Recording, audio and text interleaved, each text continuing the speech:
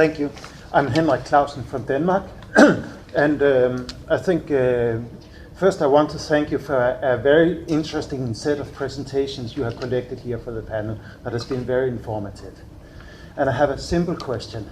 Now we heard a lot about Islamophobia, and at the basis for this discussion about Islamophobia, I suppose that you will be referring to a definition of Islamophobia, so you can distinguish between relevant political debate and unfounded debate.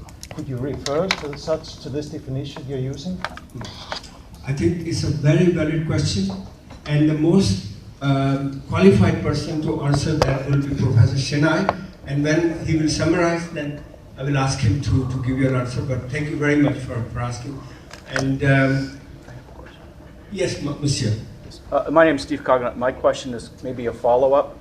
I know in the early 1990s it was the Organization of Islamic Cooperation that came up with the term new form of racism that is not based on race, it's based on ideology. Could you define Islamophobia in a way that you don't use the new definition of racism? And could you define the new definition of racism and why that redefinition of a legal term should be effective? Okay.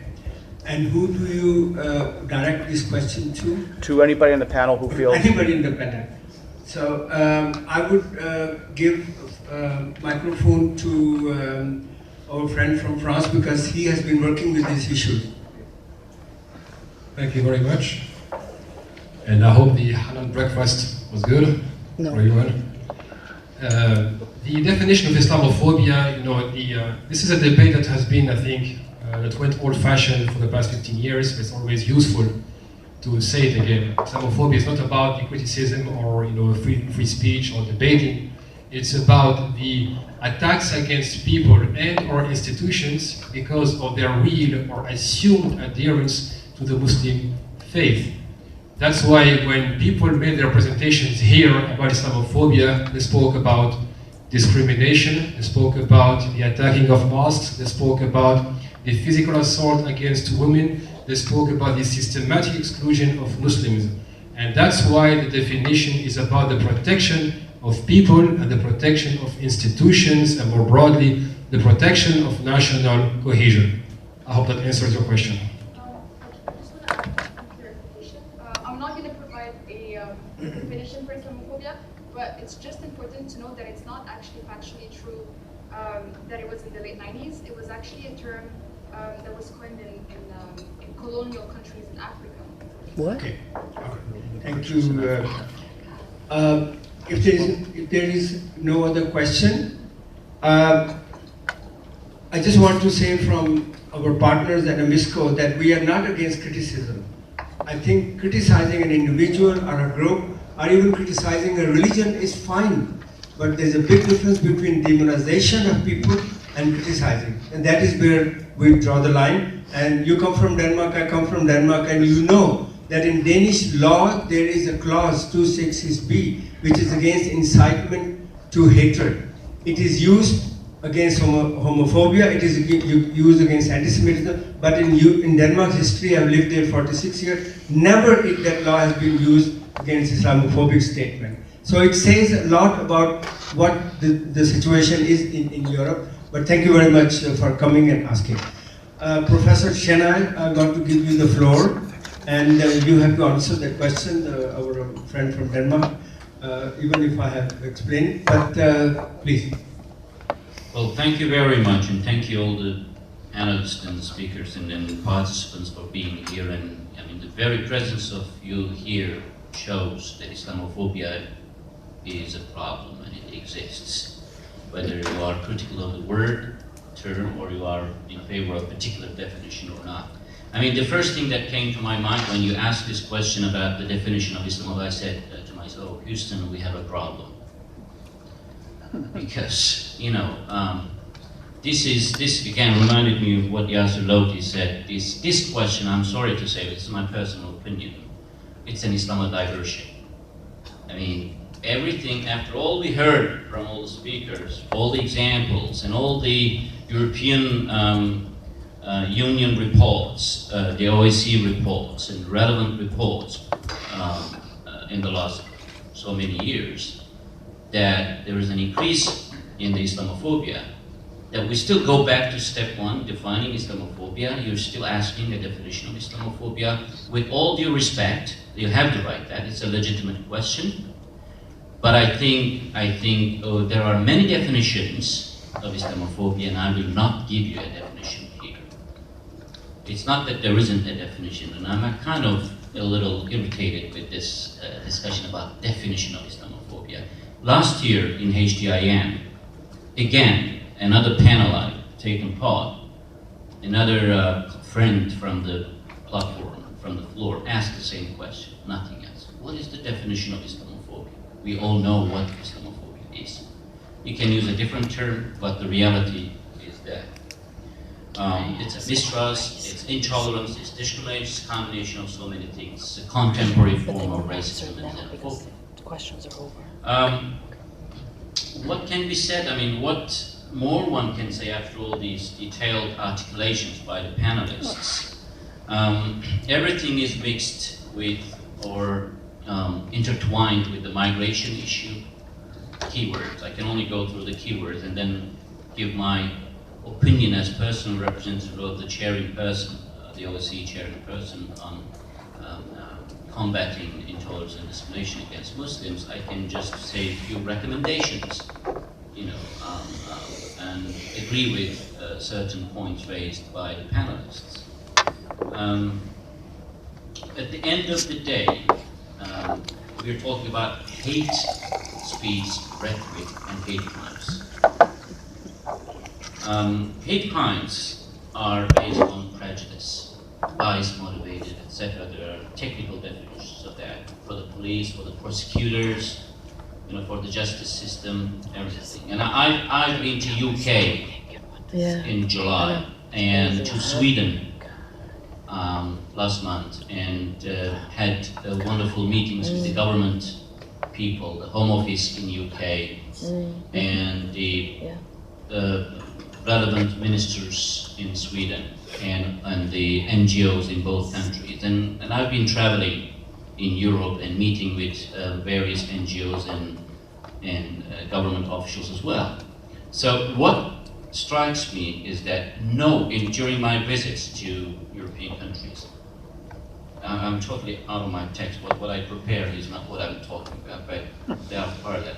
But in no country, no government official refused or denied or disagreed with all these issues raised by the panelists. Everyone, every single person, from the prosecution level to the ministerial level, they said that yes, Islamophobia is a problem, we're trying our best. This is, I'd like to share this with you. Everyone agrees that there is a problem, and it's more and more, it's on the increase. We discuss about the legal dimension, we discuss about the financial aspect, we discuss about the media dimension and the policy dimension, etc. So it's something that everyone agrees on it. So what happens, what we disagree on is what to do about it, or how far we go on it. Well, first of all, let me go back to hate crimes issue. Hate crimes consist of two elements. The act must be a crime under the criminal code. It should be defined, and Islamophobia is not defined as a hate crime in most countries. This is a problem. I see that in many platforms, people are happy with this, that Islamophobia is not described as a hate crime. It is, I think, unfair. It's more than just a Norwegian hairdressers refusing a Muslim woman for hair makeup. It has a subtle, deep element of racism that people are happy that Islamophobia is not defined.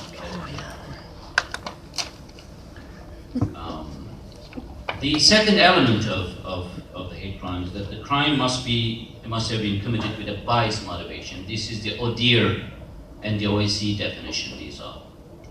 And the bias motivation is, of course, hugely debated the scope of the bias motive issue. And there are also the mixed motives. You know, it's of course difficult for the police forces.